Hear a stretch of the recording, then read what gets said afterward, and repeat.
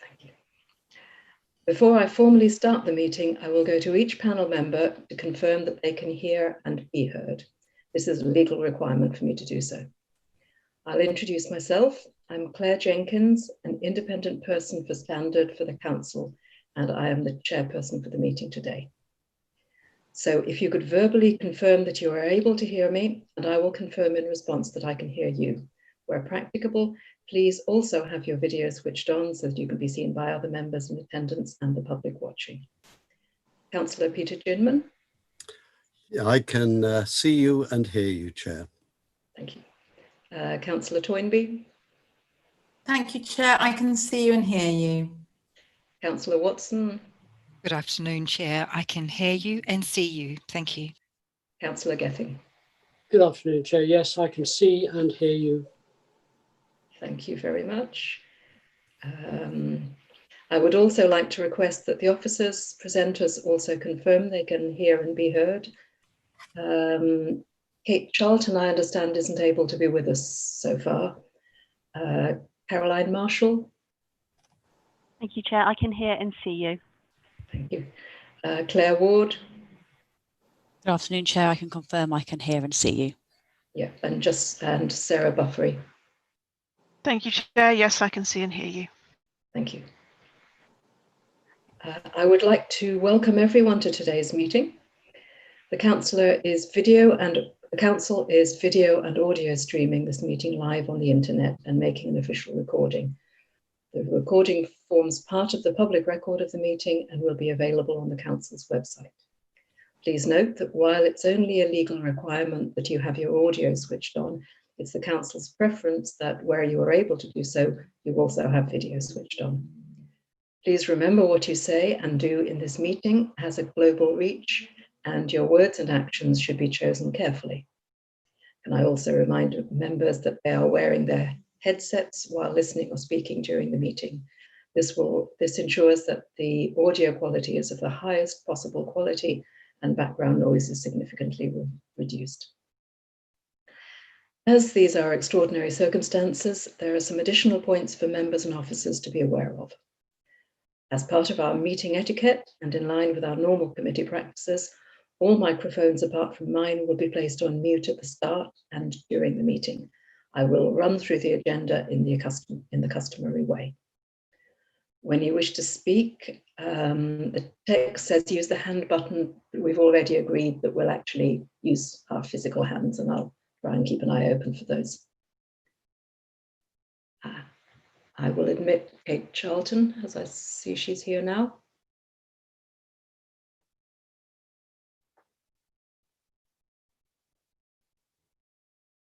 Welcome, Kate. Good afternoon. Apologies, I'm late. I've had terrible IT problems from Birmingham today. Apologies, right. Members. I'm glad that you've managed to get through it. And can I just go back to what I needed to do for everybody? So could I ask you to confirm that you can hear, be heard, and be seen, please? Kate, could you confirm that, please?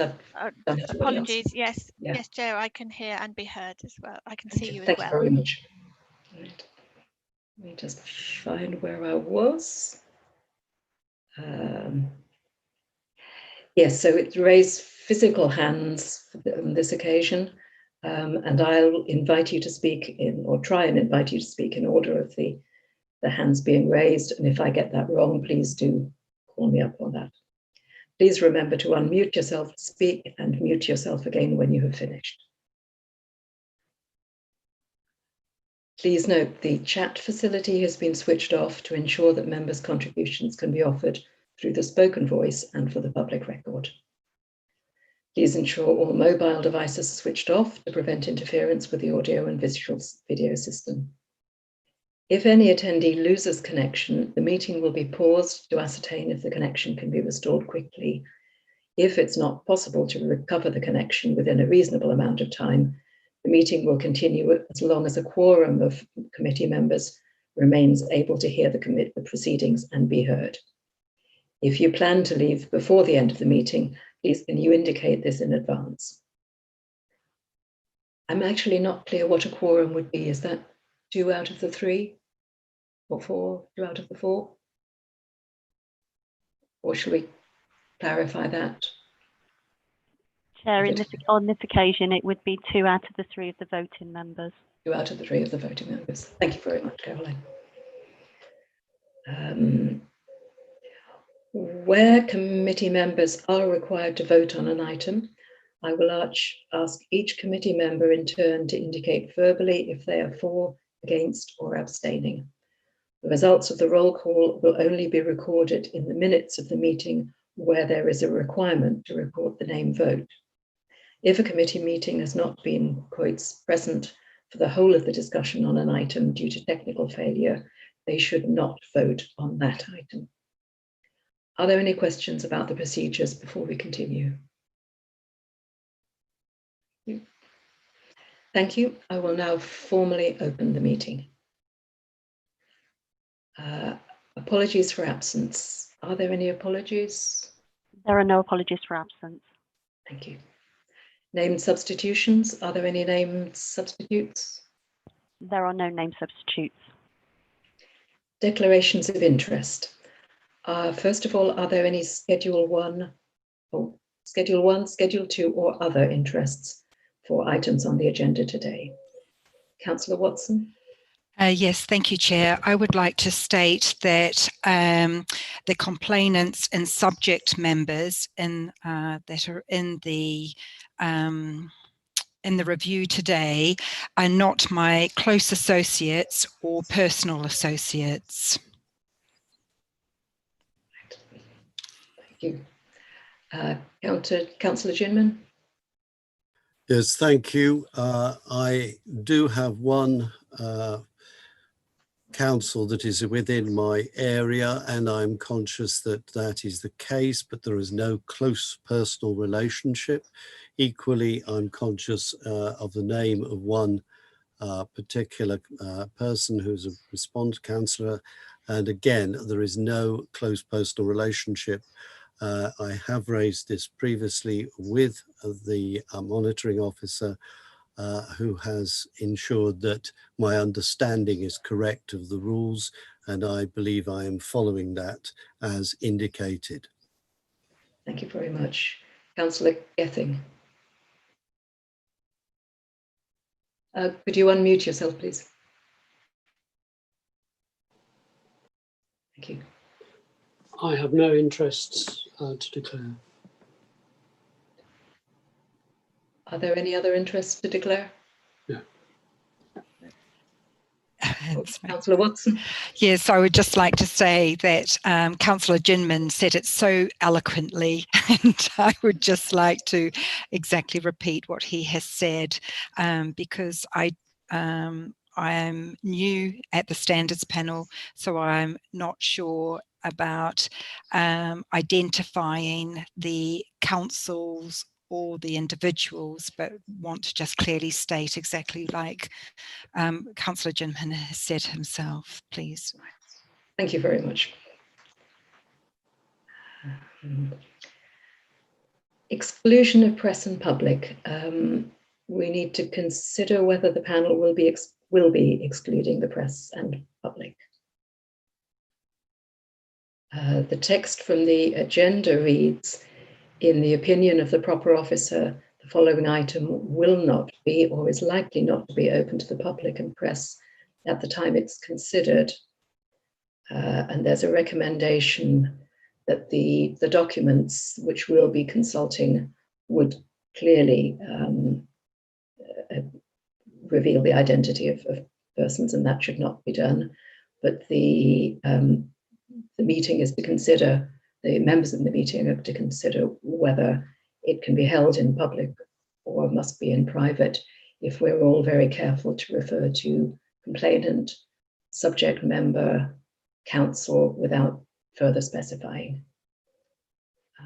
Would anybody like to comment on that? Councillor Ginman. Yes, thank you. I think it is very important that we try to hold these meetings in public so far as we are able to do and within the constraints as set by the Constitution. We are trying to deal with principles. here and ensuring that then the process can be fair. So being as open as we can, and should there be any matter which we deem necessary to go into in greater detail where there is potential risk for disclosure, I would urge that we look at doing so then in private committee and exclude press or others at that point in time, but that each case is considered as far as it can be in the open manner. Thank you. Would anybody else like to comment? Yes. Could I just check, is it required that I actually read out the whole of the recommendation? Can you tell me that, Caroline or Claire? Chair, if you could just ask the panel members if they are in agreement with the recommendation as stated in the report, then that will cover you. Okay, thank you very much.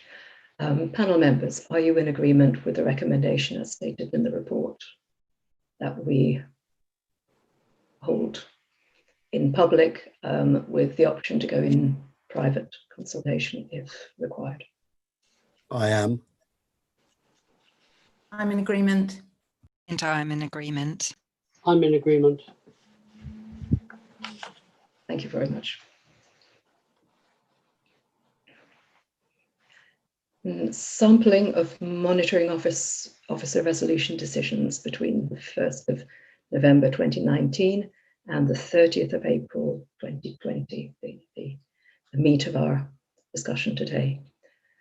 To review a sample of monitoring officer resolution decisions, I invite the monitoring officer to present her report and take us through the complaints.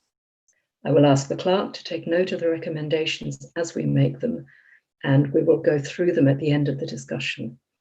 I'll ask the panel as to the level of assurance with regard to the appropriateness of the process being used by the monitoring officer at the conclusion of today's process. Monitoring officer, would you like to? Thank you, Chair. As introduced, it's the function of this committee today to undertake a review of decisions that I've taken as monitoring officer or that my deputy has taken as deputy monitoring officer under the council's arrangements for code of conduct complaints. These are code of conduct complaints against councillors in the whole of Herefordshire. That includes parish, town and county councillors. The review covers the second 6-month period of the municipal year 2019-20 and actually isn't a sample. It is of all complaints received that are now closed. And when I say received and closed, just to be clear, I'm talking about complaints that have been received and a decision has been taken and the appeal timeframe has been closed and publications have taken place. The appendix details the complaints, and unless I have any questions at this stage, I'll step to introduce each in turn. Could I just clarify, I understand that if complaints are withdrawn between being presented and considered, then they're not being counted, they're not being presented today. That's correct, Chair. The Constitution sets out that the function of the panel is to review decisions I've taken. So if a complainant has decided to withdraw a complaint, I've taken no part in a decision in that case. Right. So this is a review of the decisions, not of the entire process. Yes. Of the complaints process. Fair enough, thank you. The last review of the complaints process, I believe, was January 2019. At every annual Code of Conduct report, I usually do refer to any changes to the arrangements that I deem would be necessary. And in our annual governance statement this year, we have on the agenda a review of our arrangements in any event. Thank you. Okay. What I intend to do, as we've agreed to proceed in public, is I will turn to each complaint using Appendix 1, which is the key. So I will use for each complaint, the first one is actually Appendix 2. Okay, so I'm going to turn now to Appendix 2. This was a complaint by a councillor against another councillor, and it involved a very common complaint about failure to disclose interests. What I found in this case was that there was a failure to declare a Schedule 1 interest. I always meet with subject members where there is a complaint of this nature, unless I believe that a police referral is necessary. What I found in this case was that there was a lack of training and understanding in relation to interests. I didn't find there was any personal gain, and that therefore the process was a provision of training, which actually is a far better sanction, if you want to call it a sanction, recommendation. What you will note from the time frame on Appendix 1, is that the time taken, and I'm bringing you to this because last time the panel wanted to know about this, the time taken was 85 days. Our procedure sets out that in a normal case, it should take 55 days for a complaint. But to involve a meeting and numerous emails, I do find it difficult to meet that time frame. I'm happy to take any questions on Appendix 2.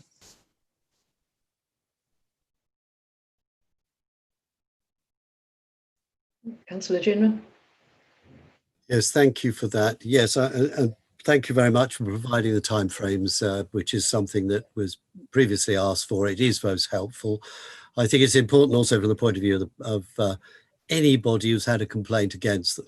It is not nice sitting there wondering what's happening, particularly when you're trying to act in the public interest as a councillor. You've had a complaint against you.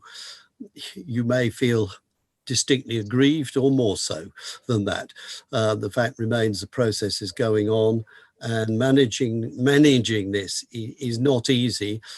In particular, and I think there's a point to pick up on, is that people do have to respond.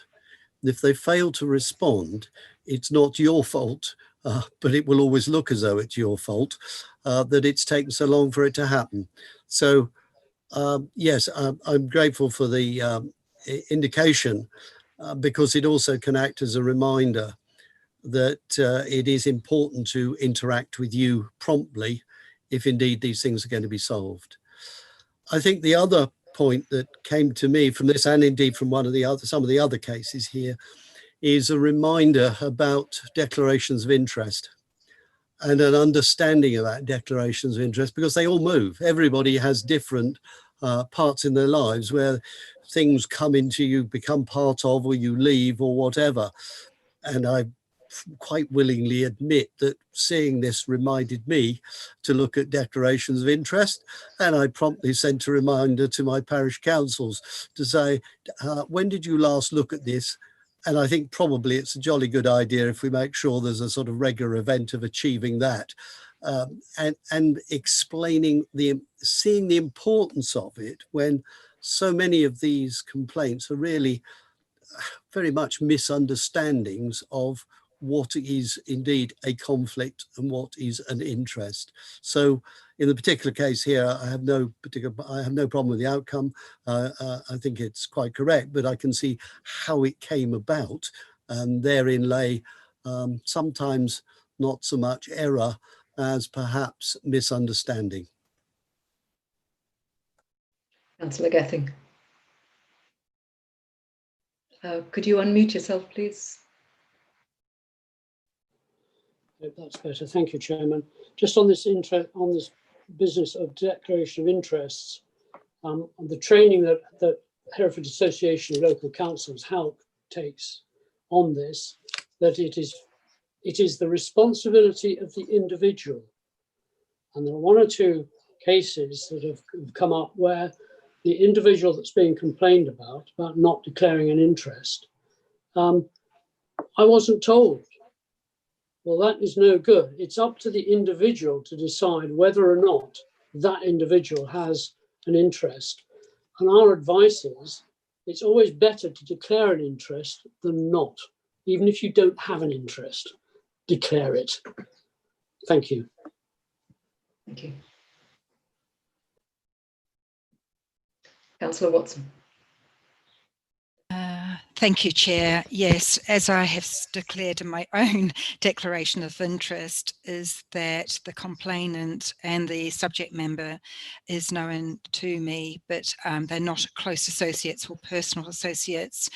And I would like to say in this case, I agree with the monitoring officer, because there was a from my perspective, is that a naivety about the declaration. And I think it was just unfortunate that it wasn't dealt with appropriately by the council before it became into a formal complaint. And for that, I think I'm grateful that the monitoring officer actually did pick that up as well, that it could have been dealt with much more easily before coming to a formal complaint process through Heritage Council. Kate Charlton. Yes, it's just to explain that this matter was appealed. I considered the appeal and I upheld the decision of the monitoring officer in the decision that she reached. There were no new facts in front of me to justify an appeal. Thank you.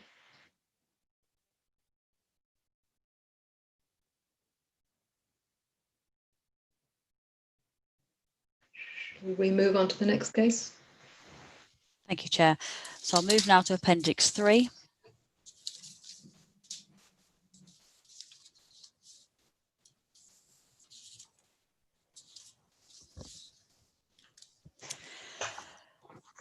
So this was another complaint about interests. This was a complaint basically based on, I'm not going to say rumour and hearsay, but a misunderstanding of actually how a councillor had conducted themselves. There was a full response provided with copies to minutes, etc., of meetings, and I was able to say that there was no evidence that there was a breach of the code. In relation to the process, again, you'll see, unfortunately, it was over the 55 days. It was 68 days. Given the complexity of the different committees that were being included in the complaint. Happy to take any questions on that complaint and the procedure followed. Ms. Charlton. And I can say that this one was appealed as well, but we didn't receive any new evidence to uphold the appeal. Thank you.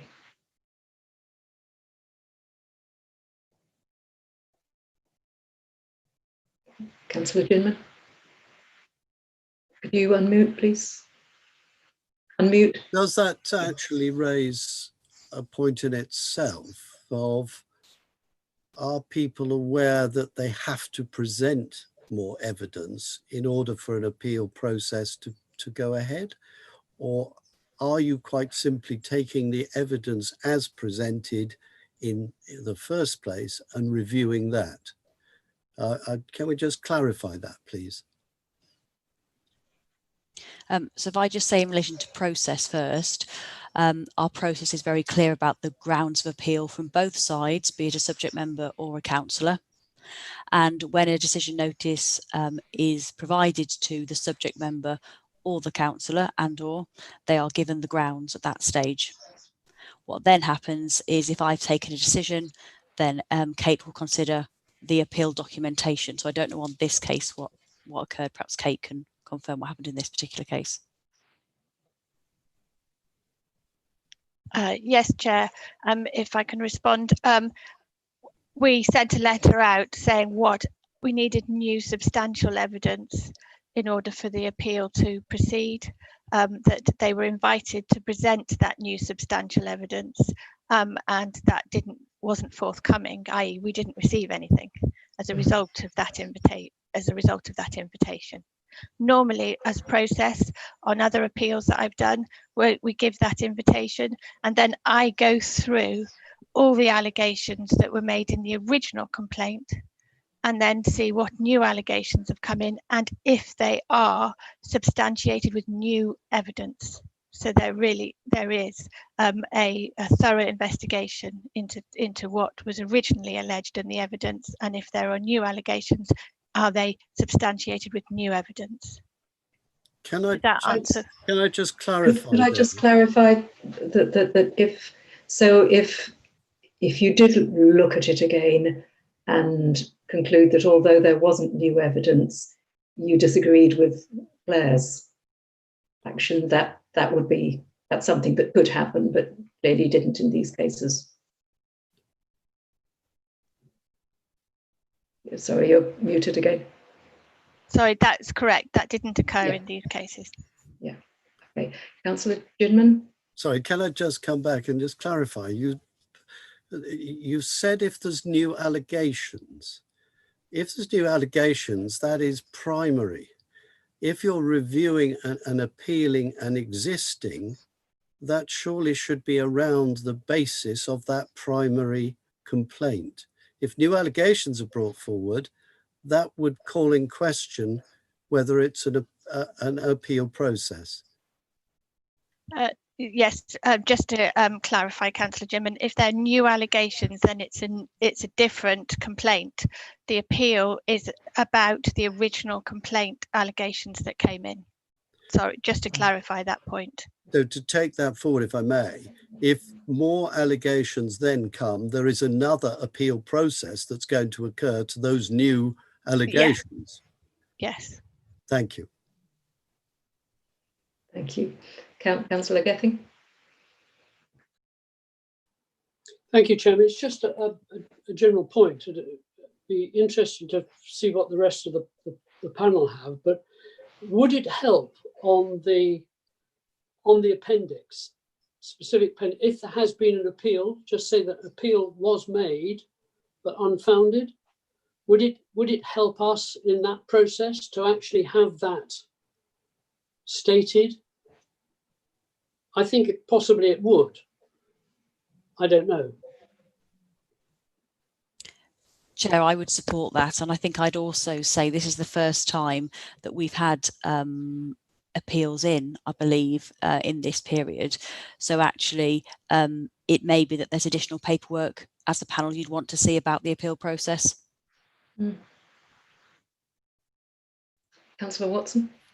Thank you, Chair. Yes, I quite agree. I think that knowing that the decisions have been appealed shows the strength of feeling by the complainant, and I think that it actually then demonstrates that for us as well. I think it would be very worthy to include that in the paperwork and to see that. Thank you. Councillor Ginman. I completely agree with that I think we should be seeing that it's been appealed, and if there are new allegations, that those being brought forward are then because they're part of the original, we need the complete story, in other words, because there is then a decision about those new allegations based on the original. So we need to see the complete history. It also means that when at the end of a year there is a drawing up of what's happened in that year, the number that have actually been appealed will be an indication in a way of process, and perhaps be a marker to us as to how well or not the process has been working, and what indeed are the grounds of which appeals have been raised. It may be very specific areas, and it could inform very strongly, help us indeed in the whole process. Thank you. Any further comments here? Should we move on to the next one? Thank you. I'll move to Appendix 3 now then. So Appendix 3, this is the first one where in the procedure I've used any other course of action. So this was a complaint against two councillors who actually had resigned by the time I received the complaint. And at that point, I have to consider whether, in fact, there is a public interest in continuing to investigate the complaint. I think. Is this appendix 3? Am I wrong? This looks as if this is number 9 for us. Well, or if you're doing the continuous process, it's not appendix 3. Yeah. Bear with me. Yeah.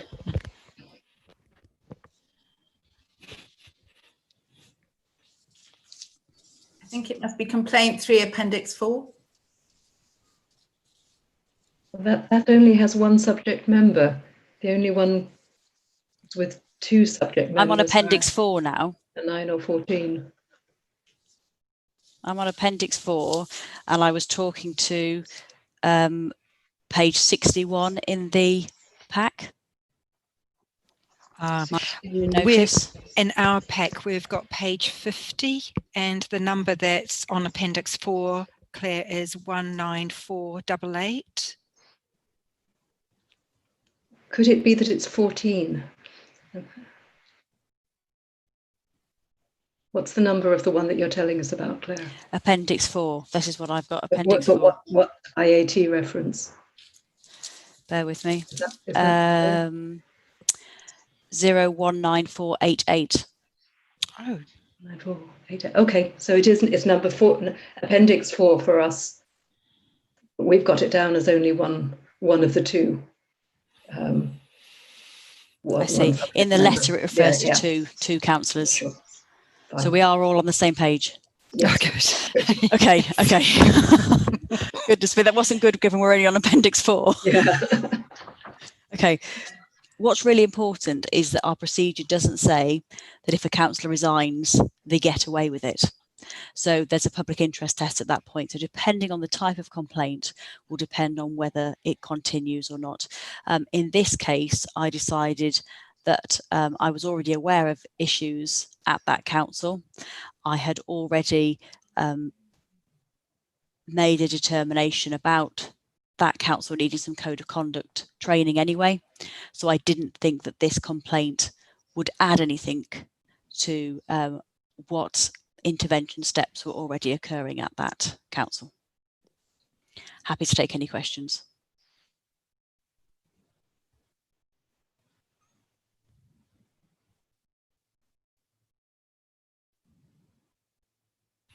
Oh. Councillor Watson. Thank you, Chair. Claire, are you I'm not sure if it's appropriate to ask this question, but are you aware that any standards, any training has actually been delivered to this particular council? So Caroline, your clerk, tracks this. I know the recommendation was that HALT could provide it. I think that was just before lockdown and hasn't been completed. And I know there's been a change of clerk at that council, but I will ask Caroline to confirm. Caroline? Please just bear with me whilst I have a look at the papers, and I will need to open another screen in order to do that. So just please bear with me. But it is an important point, because if I make a recommendation that training is provided, and if that isn't complied with, I take the view that I haven't been able to resolve the complaint, and then I haven't been able to make a determination, and it would go to standards panel. So that's how I ensure training occurs. Okay. And Claire, sorry to ask you, again, if it's an appropriate question, and what is the time scale between the delivery of the decision and the recommendation to the council, and when you come to review it in the sense of have they delivered the training? So depending on the issue, then it may be not with a time scale, but we chase it, and we and Caroline can talk about the administration of that. If it is extremely important that there is timely training, then I would include that in my notice that training must be completed by this date. Thank you. Could I just see first if Caroline's got an answer? Yeah, so this particular council, we were in the process of arranging for the monitoring officer to deliver the training in person. That was put on hold due to COVID-19. So will be in the process of contacting, now that I know that they're up and running on a virtual network, to see if we can deliver that code of conduct training virtually, because by this point, most councillors should be comfortable with a virtual platform in order to undertake this training. Okay, Councillor Gething. Thank you, Chairman. Just a general point. One of the problems here, of course, is that councillors are not required to undergo training legally. It would be very foolish of them to turn down training, but if they do refuse to take part in training, currently there is nothing that can be done about that, which is not a very good state of affairs at all. It's something that HALC is obviously very conscious of, and wherever possible, if training is required, we will obviously agree with Herefordshire Council monitoring officer or whatever, if training is required, who does it and how it takes place. But we're very conscious of the fact that the odd individual might just as well turn around and say, I'm not undertaking that training. And currently, there's nothing we can do about it. It's a very dangerous situation that we find ourselves in. Nationally, we are trying to get this changed with government, but it's taking, as you can imagine, a long time. Thank you. Councillor Ginman, and then Councillor Toynbee. Yes, thank you. I think Councillor Gething is touching on precisely where I was going to go with this, which is, I note the use of the language, the council was asked to partake of training, or training was provided to the council. The council is a bunch of people. If one member of the council does it, does that qualify as the council? In other words, exactly the point Councillor Gething's made, there's no mandatory requirement to undertake it. At what point would the monitoring officer consider that a council has been trained? And if that is an issue, is this something which, as a standards committee, we ought to be putting in some report at some point in time that can then be moved on to council more generally, or outside? I note HALC is taking the action, but I really think this is something that ought to be something that should be taken in another direction, because frankly, I know we struggle to get parish councillors, so I'm not trying to put a barrier in the way of that, but I am in trying to ensure that the quality of any decision making should be absolutely of the best nature. So 2 questions really there. Yeah, so in relation to a council, if I'm saying the council needs to be trained, it's 100% attendance. So if that means I have to do it over a couple of sessions, so be it, but it's 100% because there's obviously an issue in that council as a whole, working as a whole. Otherwise, it's on an individual basis. Quite right what Councillor Gething said, there isn't any any requirement to train. The only way I can ensure compliance is saying, if you do not comply, I will refer it into a public standards meeting. That's the only bit, that's the only bit that the arrangements allow me to do. Okay. Sorry, just to come back. Could I just move to Councillor Toynbee? Toynbee, because she had her hand up before. Sorry, I was just continuing my point. It's not signed off then as a council if it fails to do. All members do it. That council would still be on your file as still being subject to training. Yes. Right. Councillor Toynbee. Yes, I'm very interested in what Councillor Gething said, because training is something that really leapt out at me when I was reading about all these cases, and the fact that it is difficult, it's impossible to ensure compliance, and it would be, I'd like to know if Councillor Gething thinks we could be doing more locally, and particularly from the proactive point of view, because it's a shame if training is associated with a sort of punitive, it has a sort of punitive connotation to it. I mean, I know that's not the only situation in which we offer training, but training is a very good and positive thing. Claire, would you like to? Yeah, comment? from Herefordshire Council's point of view, we provide mandatory training for our new councillors at Herefordshire Council. In relation to parish and town councils, we provide training annually, again voluntary. But I also sometimes have clerks ask me to attend their own parish and town councils to provide training. I also provide training for the Society of Local Clerks in Herefordshire, so I'm very available, free of charge, happy to. It's the way that I promote the Code of Conduct. I think I try to use training that is real. I use some of our examples of things we've had. It sticks in people's minds. It's usually well received. But again, it's not mandatory. Councillor Gething.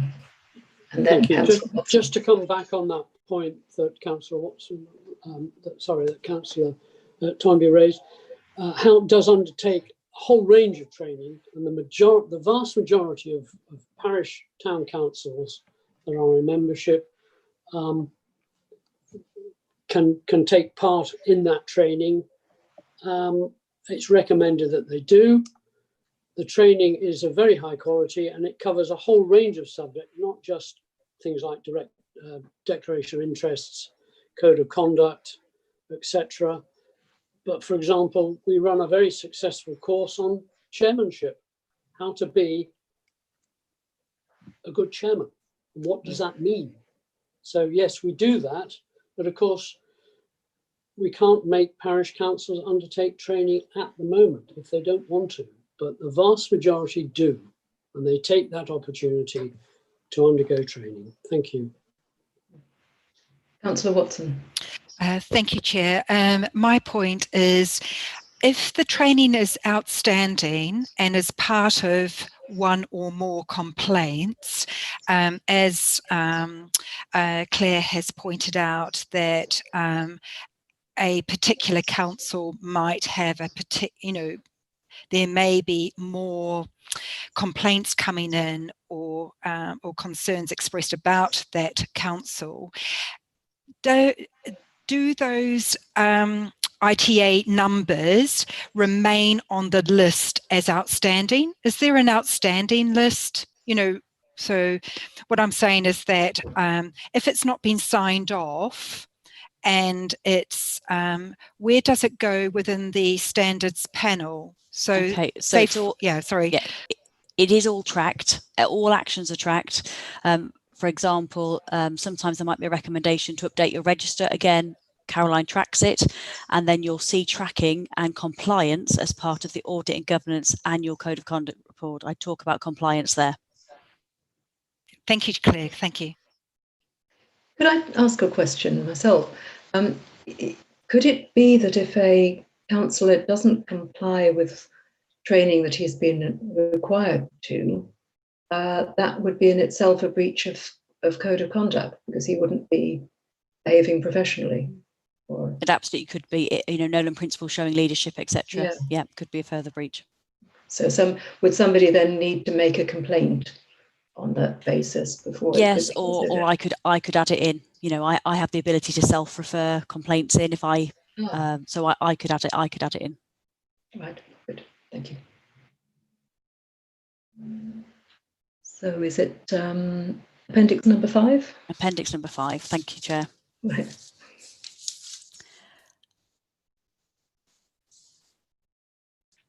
Okay, so this was a complaint again. You'll notice with this one, often we have complaints that actually either are usually about planning matters, if I'm honest, but are often complaining about the process or something that's been dealt with by a council. And I have to say that's not part of the Code of Conduct. Maladministration, bias in decision making isn't part of the Code of Conduct, so that's what I had to deal with here.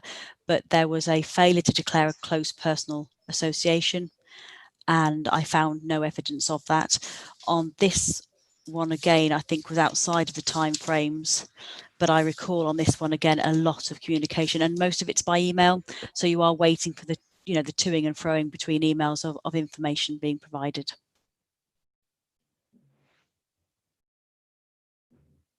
Thank you.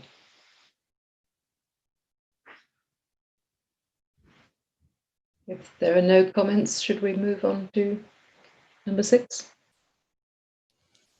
Appendix 6. The same parish, the same complainant. It is. So a cluster complaint. Again, about disclosure of interests. Again, no evidence of a breach. Interesting there, though, about members of families. So involving wife and parents in planning applications, and looking at what is a direct interest in a matter compared to a indirect roundabout interest, which comes to that, what's a conflict and what's an interest. But I found no evidence of actual breach. Councillor Watson. I think that this is Appendix 5 and Appendix 6, as Claire has quite rightly said, they're not really code of conducts, but it's about a conflict of interest, or it's about bias and planning. And it's a really interesting one, because I'm just wondering where complaints about decisions being made in planning or by planning, whether they do sit within the code of conduct listing, and whether I sit on the rethinking governance working group, and we're revisiting the constitution, and I do wonder if there is an opportunity to, or if there's any interest to actually look at a different mode of, at the moment we've only just got one, haven't we, the code of conduct, but if there needs to be another route for people to take complaints around planning. Is that appropriate? Or? Well, what someone will do is take judicial review. So what you'll often find is you'll have a complaint into standards, and you'll have a complaint into the council's complaint procedures, and you'll have a judicial review. That's fairly standard. So what I have to do when I receive a complaint, and there are other ones like this, I have to work out which part of it is standards and which bit isn't. Right, I understand, Claire. Sorry about that. That's my no, that's absolutely fine, because often people will just tell me the story, and you're trying to work out which parts of the code, because I can only deal with councillor conduct. So if there's an individual, so not collectively, but individually, what as a member, what's their behaviour being complained about, not about decision making. Right, thank you. And so am I right that it would often in those cases be the impartiality, which is code of conduct? Yes, yeah, so closed mind, all that, yeah. Yeah. Any further comments? Or are we on to number 7, the next one in the same cluster? Thank you, Chair. Yes, so again, very similar to the other ones, about a council not being open-minded, starts to bring in the councillor's right to have an opinion as a person and be able to object to a planning application, but as long as they attend a planning meeting with an open mind, still able to be persuaded by the application and the debate, that isn't a breach of the code. So again, I didn't find any evidence of a breach. There was obviously an issue about declaration of interest forms, but that had been resolved at the time I received the complaint. Happy to take any questions. Councillor Gething. Thank you, Chairman. Just to let you know, everybody know that since this, there's a little cluster, the last 3 has been the same parish council. There has been a new clerk, and we, HALC, are confident that these minor issues, if you like, will be resolved internally rather than externally, as we've seen for these 3. So we'll keep our fingers crossed on this. Thank you.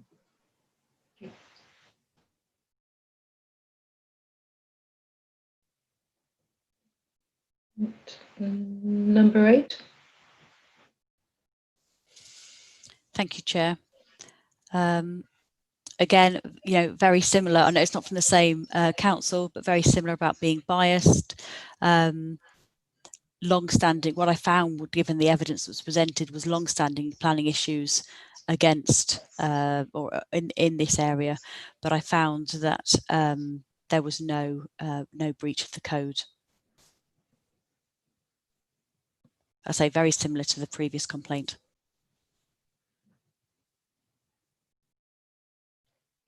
Councillor Gethin. Thank you, Chair. Just to let you know that this particular parish are now recently become members of the Hereford Association of Local Councils. So hopefully they'll be undertaking the training that is offered by HALC in the future, which hopefully will satisfy their ignorance, if I can put that like that. Thank you.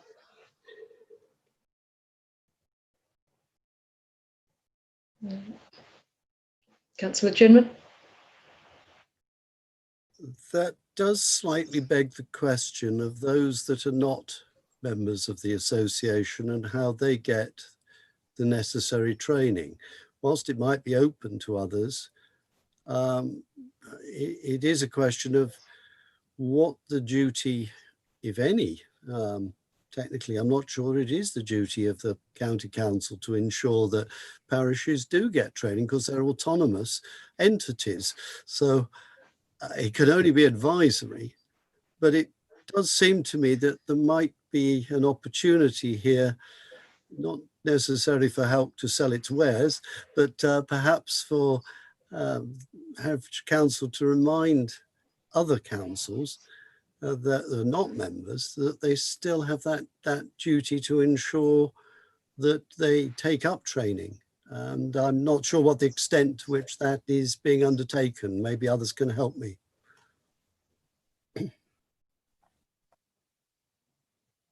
Is there an answer to that?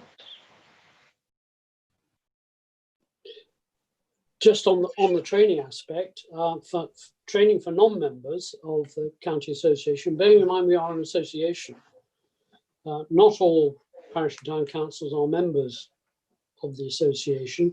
We offer training to members. There is another avenue which they can go down, which if the clerk of a particular council is a member of the SLCC, then they can do training that way. But as Councillor Ginman says, I'm afraid there are councils that fall through the holes. And there's not a great deal that we can do about that until government recognise the fact that all councillors must have compulsory training in such areas such as planning, code of conduct, etc. The National Association is pushing hard for this, but we haven't got any, if you like, overwhelming support from government on this. But if we become aware that a council needs training, we will offer that training, providing they are in membership. If they're not in membership, join, and we'll provide the training. Thank you.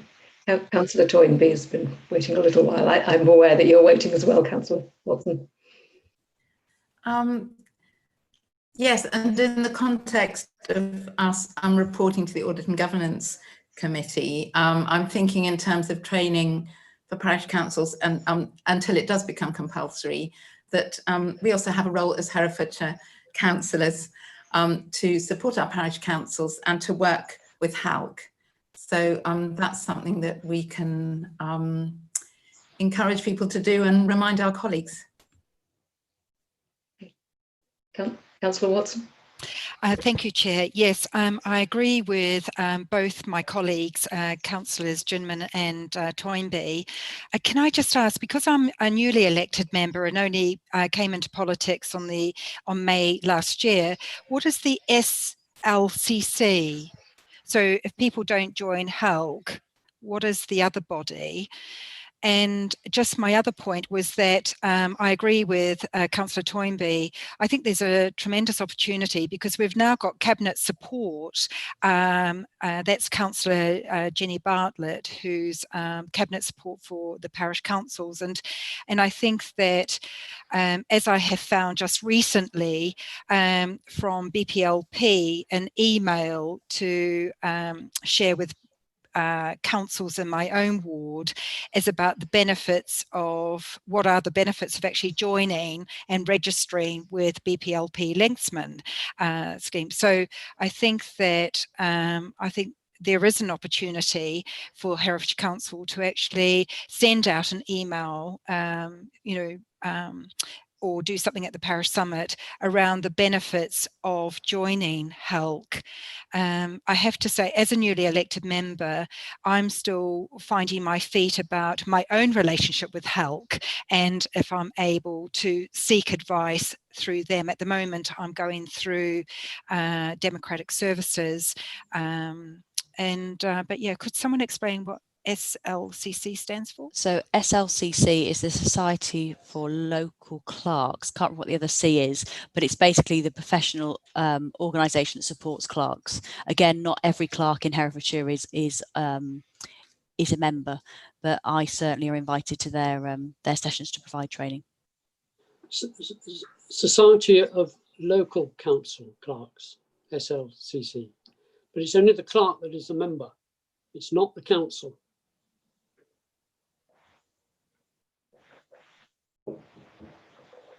Thank you. Oh, Councillor Ginman. Can I then, just probing this a little bit further, ask what is the extent of any liability that a parish councillor might hold, in the sense that when you've had training, you have a chance of arguing your case.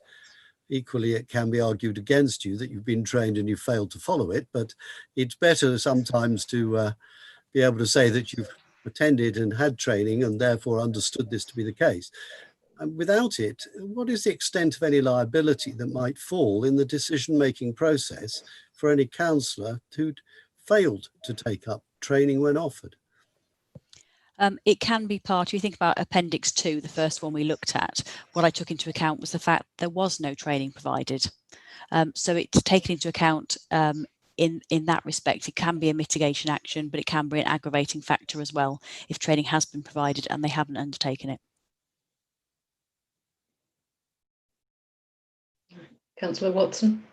Sorry, just to pick up my point again, is it possible to make a recommendation that and I don't know about stepping on toes of HELC and Herefordshire Council, but I think that there is an opportunity, as Councillor Ginman said, about selling the benefits of joining an organisation like HELC and for councils. And I'm just wondering if that's a recommendation through the standards panel that can we make to, or does that have to come through the Audit and Governance Committee? It can be a recommendation from here. I would suggest to consider, because we would need to understand the relationship of HELC, etc. But yeah, promoting it. Yeah, promoting it. Okay, thank you, Claire. Thank you.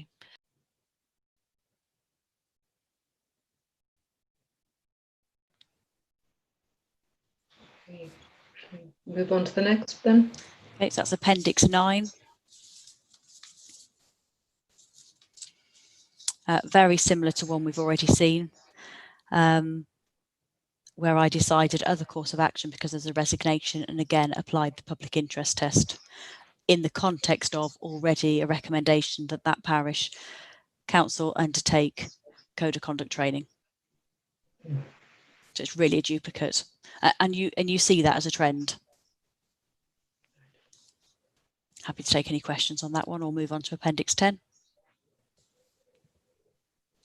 Okay, so Appendix 10.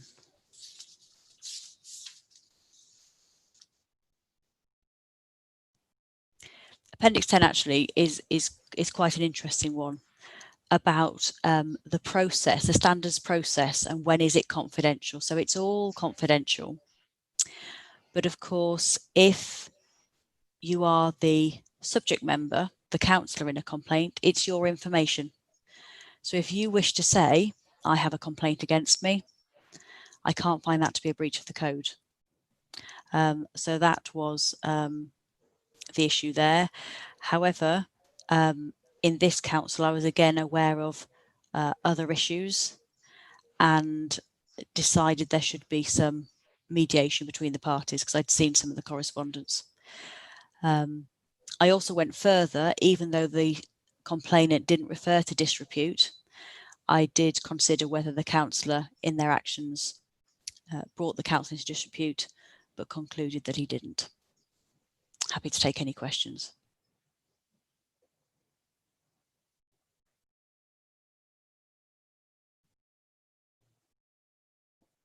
Councillor Toynbee. Yes, who provides mediation? Well, I have been trying to secure mediation, some funding for mediation. I was able to do that this year. So again, that will be in the annual Code of Conduct report to identify that. Until this year, there wasn't any funding, but now I do have a pool of money to provide funding. Not sure whether this one was before or after that decision on funding. Would have been before. It was May this year that there was funding available. So that's why it doesn't say and will pay. Right. Can I just come back on that? So is that for external mediators then? Yes. Yeah, we haven't needed to use it yet, but we now have a fund to at least, because what we found before in previous years, we've made that recommendation, but no one's taken it up because of the lack of funds.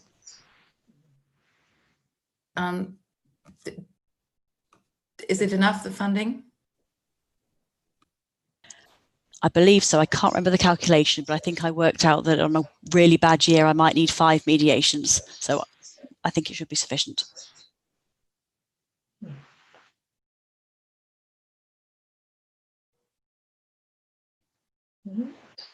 Number 11 then. Oh, sorry, Councillor Watson. Thank you, Chair. Yes, I was just reflecting really, it's such a shame that many of the cases that we're looking at today could have been mitigated by initial mediation before the formal, you know, that it couldn't have been sorted out in-house before it was made a formal, and that's just such a shame to see. Yeah, that it comes to this really, that, you know, we're seeing the distress, and as Councillor Ginman said right at the beginning, is that it's an incredibly stressful process to go through for all concerned, particularly though the subject member. And I just think it's just, in some of these cases, it could have been nipped in the bud within the council by, and it's just just so sad to read, really.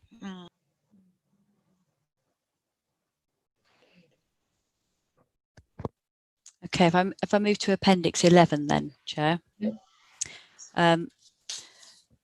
This is a really interesting complaint. So you'll see the name of the council. You're aware I've had a number of complaints at this point about this council, and in the first tranche of 2019-20, I had a number as well that's related to the same subject matter. Mm-hmm. So although the conduct could be seen to be in their personal capacity, it was so linked to what was being discussed at the parish council that I took the step of saying it's so linked that actually it was a breach of the code. And actually, if the councillor hadn't have been in a member of that parish council, those actions might not have been taken. So that's why I made a finding of disrepute, because it was just so linked. But that's unusual. I think that's the first one I've ever made on those set of facts.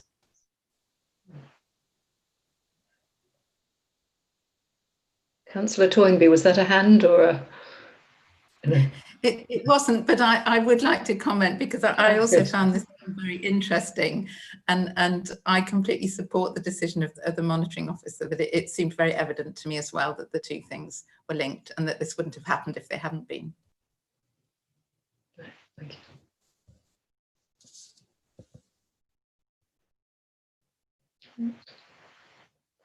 Number 12.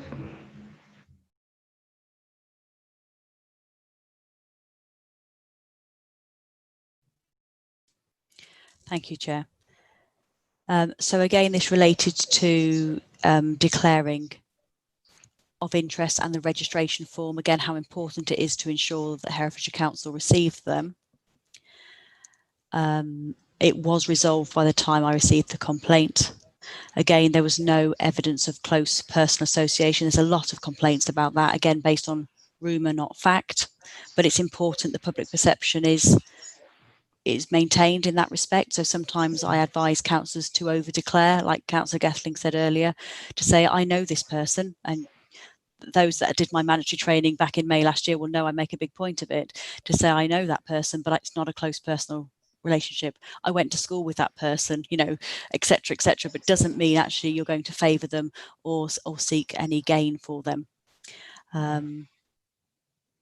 This one did take a period of time, if I remember rightly, because of the amount of information that was provided. And I think that again shows the stress that this does place on councillors who wish to provide as much information they can to respond to complaints. Happy to take any questions. Kate?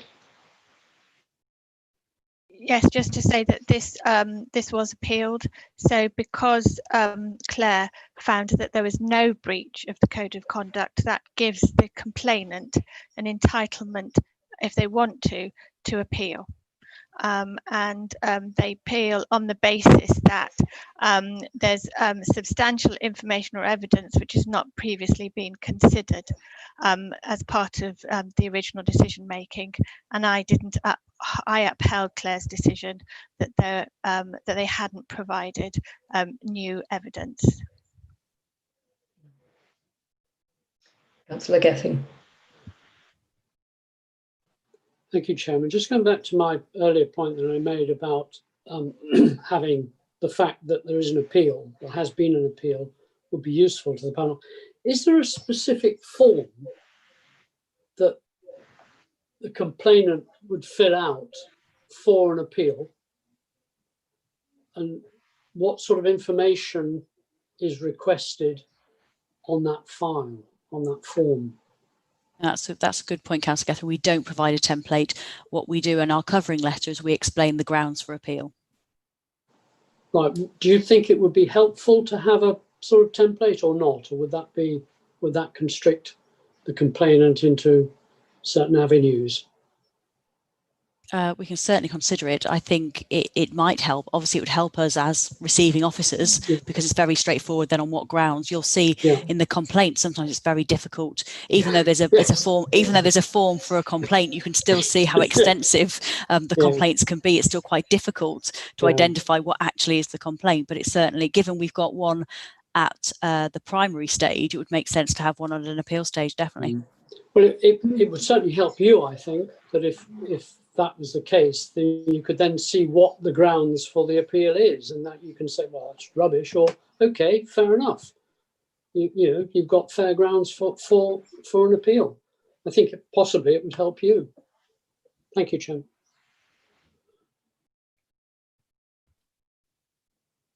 Thank you.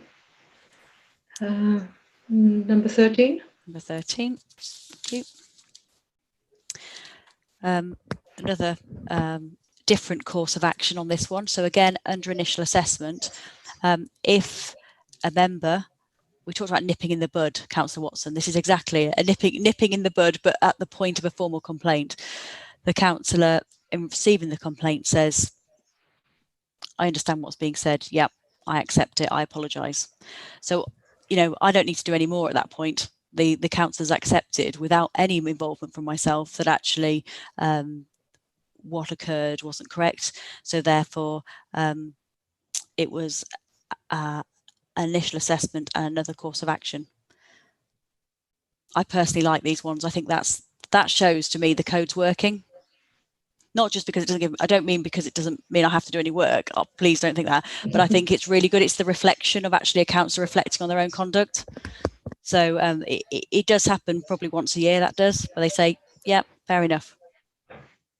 Could I just ask if the councillor were prepared to apologise straight away, but the complainant was not prepared to accept that apology, would it then have to go on to be considered as to whether there was a breach or not? Not Or usually. I don't usually go that far with a sanction to say you must apologise in these terms. And I have had that raised with me, in previous years, to say, why didn't you state exactly what they should say in the parish council meeting?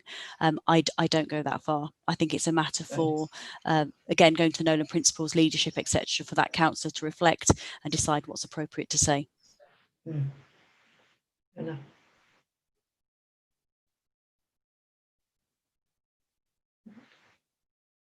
Number 14. 14. Oh, sorry, Councillor Watson.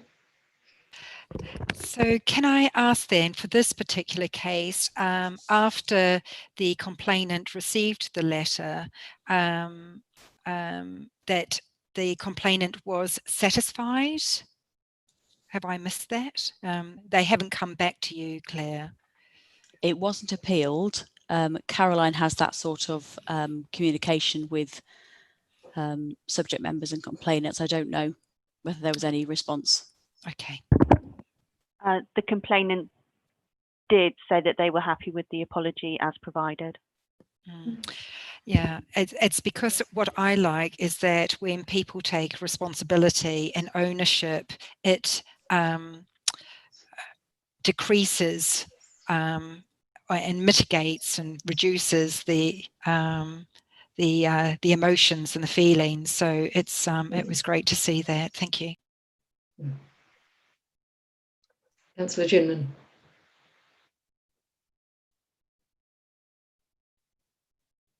I think I've mentioned previously that on a concerns form for one of the organisations for which I'm involved, or have been involved rather, with the final question we always ask of the complainant, or what is it that you want to see?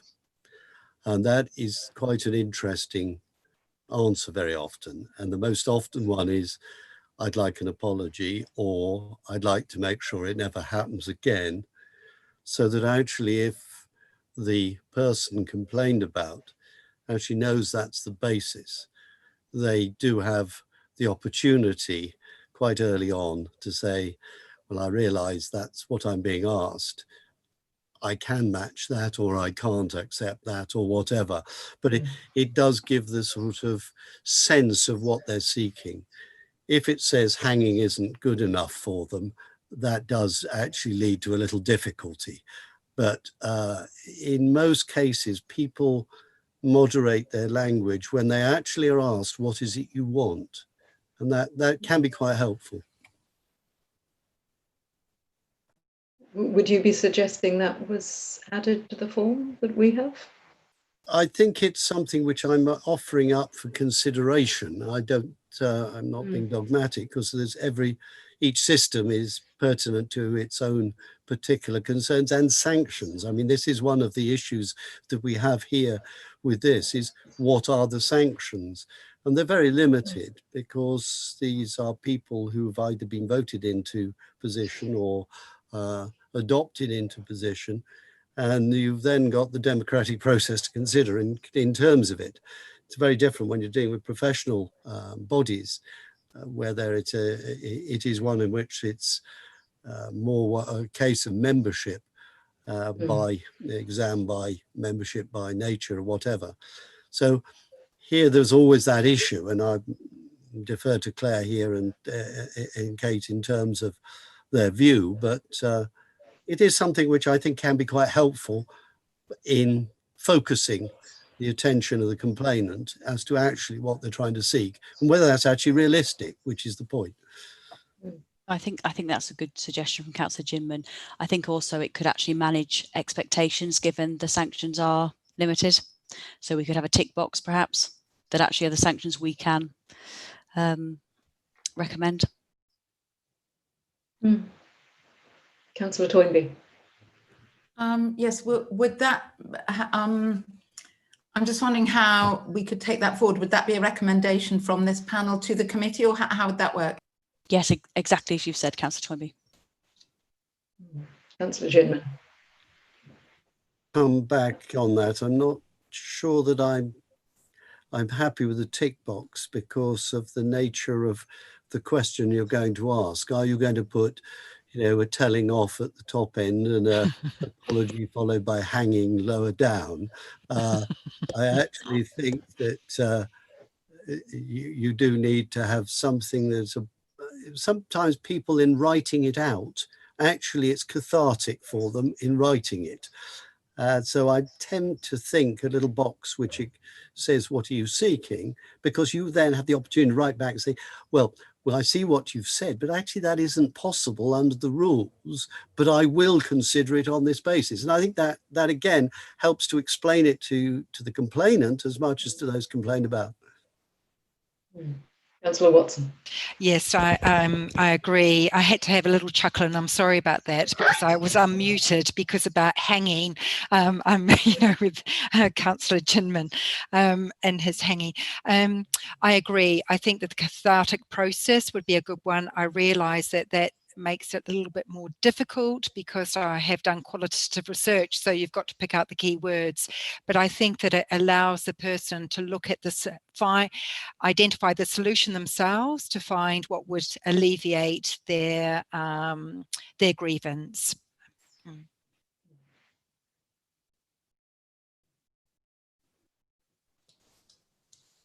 Right. And are we on to the last one, number 15?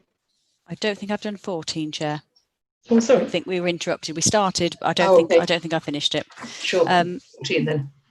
So again, you can never say they're not interesting. This was a self-referral, so a member themselves was going to refer themselves in to say people aren't happy with what I've done. What do you think? So just to confirm, I do accept self-referrals. But I had to consider here whether the council was acting in their personal capacity or in their capacity as a councillor. And taking into account the documentation that was provided, I decided it was in a personal capacity. You'll see I did give a suggestion. If I can, I will kind of give a little suggestion to say perhaps use appropriate channels next time. And on the other matter of the complaint, again, decided that the council was acting in a personal capacity. And a lot of complaints are about dividing line and ensuring that we're on the right side of the line, because obviously I can't make any findings where someone is acting in a personal capacity. The code only applies when acting as a councillor or giving the impression of acting as a councillor. Unless it's significant enough to cause a disrepute. Absolutely. Is that, yeah.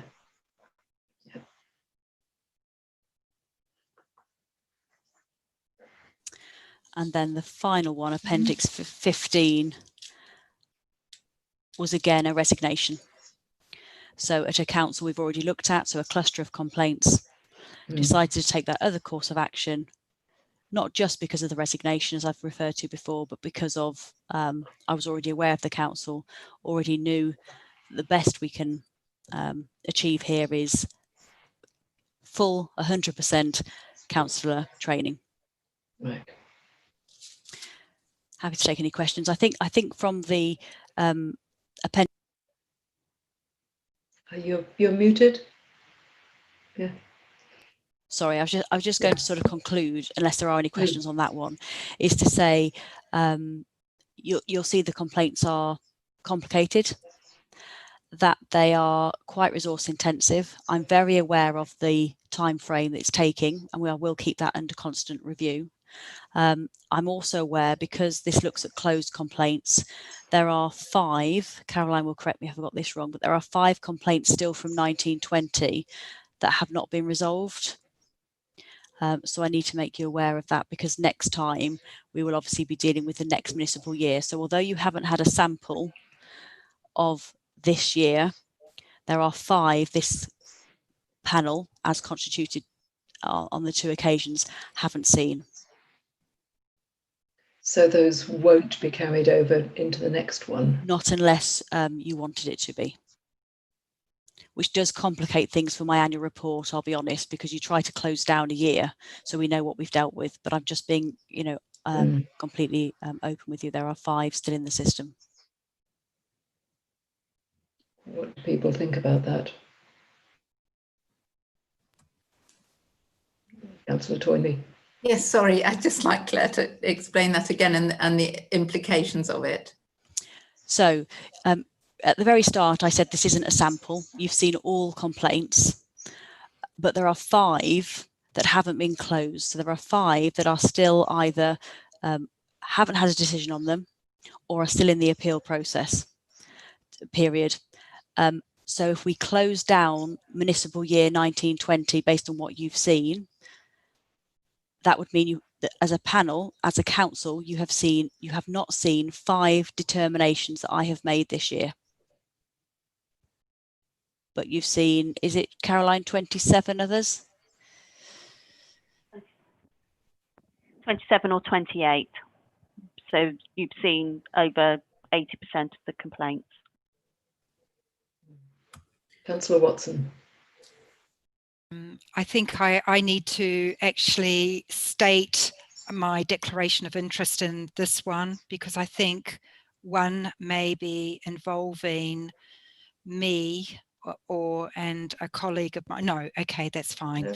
Okay, so that's great. Okay. Yes. Councillor Toynbee, you have another point. Yeah, I was just wondering if I mean, this may be a stupid question. If the very fact that these are still live are they particularly complex, or is it simply a sort of calendar issue? Because if they're particularly complex, maybe that's even more reason why we should be looking at them. Can I ask Caroline to confirm, because I haven't got the details in front of me. Okay, so 2 of them were received approximately 2 days before the close of the municipal year, and they are currently in the appeal period. 1 complaint is with Kate because it is in appeal, and a second complaint again is with Kate for determination.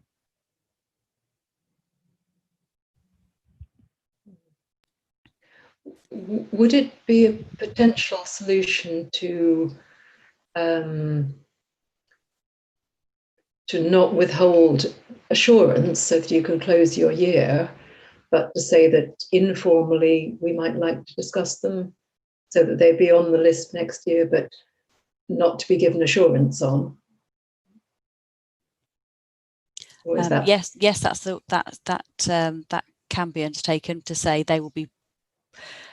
The issue will be is depending on how many we get next year, there could be a sample next year, so you might miss them anyway. I'm just being totally honest as to how it works, but you have seen over 86%. I can't remember, Caroline, whether there's what are the trends coming through on those 5? Are they interests? Are they behaviour? Two of the complaints are interests, and they are finding of a breach because they are in the appeal period, which is just closed. The one that's with Kate is interests, and the one for determination is language used in an email. So it's probably similar, I would say, to what you've already seen, you know, just to try and work this through. It's just the timing, because this is your last one of the year. It's trying to close down the complaint year so I can do the annual code of conduct report.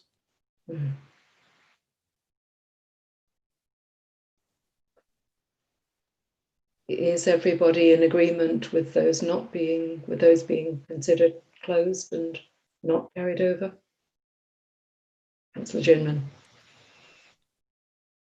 Well, given that the principle is that we would normally have only a sample, we've actually exceeded any sample that we might be expected to see. Yeah. We fulfilled our duty, in other words. That is the basis on which this is set up.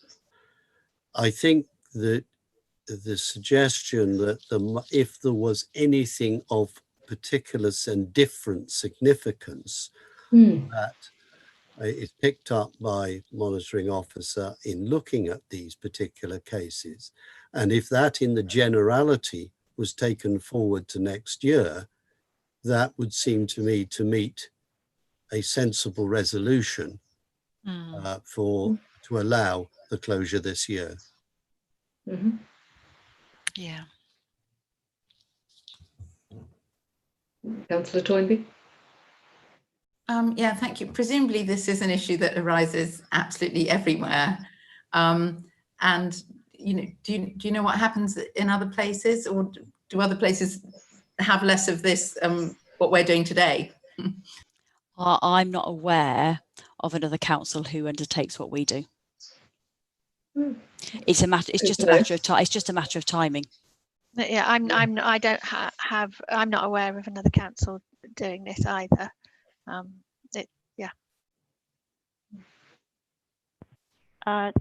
If I may, the reason why this meeting is so late is because I was trying to get all the complaints to this meeting. So I try and work very hard to ensure that this meeting sees every closed complaint if I am not applying the sample criteria. Thank you. Thank you for your work on that. Councillor Gething. Thank you, Chairman. Just a general observation, really, from the 14, 15 that we've looked at. I just wonder how many of those wouldn't have come before the monitoring officer if the chairmanship of those parish and town council meetings had been a little bit more robust. I think it's an observation which I think is interesting. How we address that, we do the counties that help do chairmanship training, not compulsory, obviously, but it would be very interesting for ward councillors to, if you like, look at this issue, and I'm sure you do, I'm sure they do, and perhaps suggests on those parish and town councils that have, if you like, slightly weaker chairmanship procedures, that's something they should be looking at. That's just a comment. Thank you. Councillor Watson. Yes, this is a tricky one because again, I totally agree with Councillor Gething. I think it's something that I am very aware of as a newly elected member on the behaviour of some councils and some councillors. And I think that, as Councillor Ginman pointed out, is that it's how the council sees the ward member, and many of the councils, the parishes that I've seen, see themselves having autonomy, but but being seen as a public participant, there is I sense a very little power. I can try and influence, and I can try and raise an issue, but I have no power, and I have little power. And this is my learning, is that I'm trying to identify how can I bring good practice into a council, not when I'm not a parish councillor. I think if I was a parish councillor and a ward member, I think it's a lot easier. But when you're not a parish councillor, I'm finding, and I again, it's a difficult a difficult seat to sit on, because it's not about being seen as interfering, and at the same time, and that goes back to my original question, because after this meeting, I would very welcome a conversation with Councillor Gething about how can ward councillors work with HELC. I get my to seek a way forward, but also to talk through key issues or key concerns.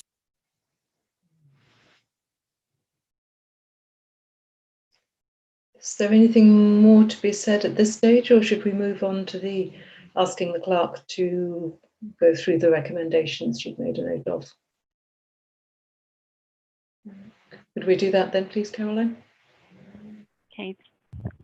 So I have one action to move forward for the next standards panel, which is to include details of the appeals received and rejected for consideration next time. The reason for that is that if a complaint is appealed and accepted, it automatically goes to a standards panel. So the details of that, to a degree, would be in the public domain in any event.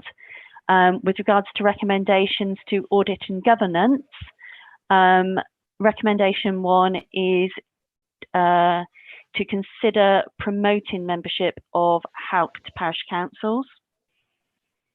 Recommendation 2 is to consider whether a template could be used for the appeals process under the arrangements for dealing with standards complaints. Recommendation 3 is consider adding a question to the complaints form for the arrangements about what resolution the complainant is seeking. And resolution 5 is, or resolution 4, is to close the complaints for the municipal year 2019-20, accepting that you haven't looked at 5 complaints, but if there are any significant issues, they will be brought to the attention of audit and governance. It looks to me as if everybody's nodding to that. We're happy with those recommendations being taken forward. Right. Thank you very much indeed. In which case, unless there's anything else, I think that I just need to thank you all very much for being present and for your participation, and call the meeting to an end and ask for streaming